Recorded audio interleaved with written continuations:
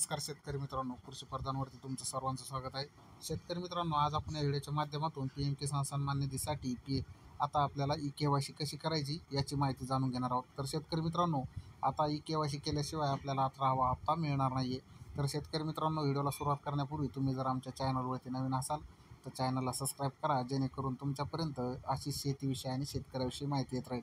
तर शेतकरी मित्रांनो, आपल्या सर्वप्रथम गुगल क्रोमवरती जाऊन pmkisan.go.in अशी एक वेबसाईट टाईप करायची आहे। वेबसाईट टाईप केल्याच्या नंतर काही वेळातच आपल्यासमोर नवीन एक ऑफिशियल वेबसाईट ओपन होईल।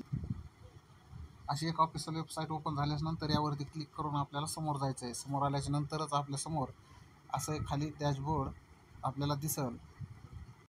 त्यानंतर आपल्याला या संकेतस्थळावर भेट दिल्यानंतर खाली फार्मर कॉर्नरच्या बॉक्समध्ये ई-केवायसी या पोर्टलवर क्लिक करायचे आहेत।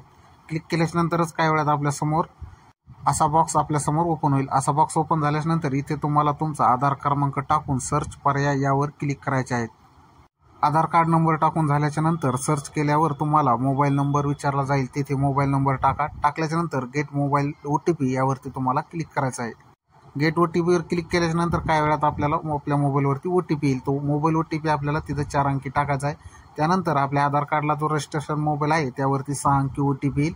तो OTP टाकून झाल्यानंतर सबमिट यावरती आपल्याला क्लिक करायचं आहे। एकदा शेतकऱ्यांनी ई-केवायसी प्रक्रिया पूर्ण केल्यानंतर e KYC has been done successfully असा मेसेज येईल, म्हणजे शेतकऱ्यांची ई-केवायसी पूर्ण झालेली आहे। तर शेतकरी मित्रांनो, अशाप्रमाणे आपण आपली पीएम किसान ई-केवायसी करू शकतो। तर शेतकरी मित्रांनो, व्हिडिओ कसा वाटला कमेंटमध्ये नक्की कळवा।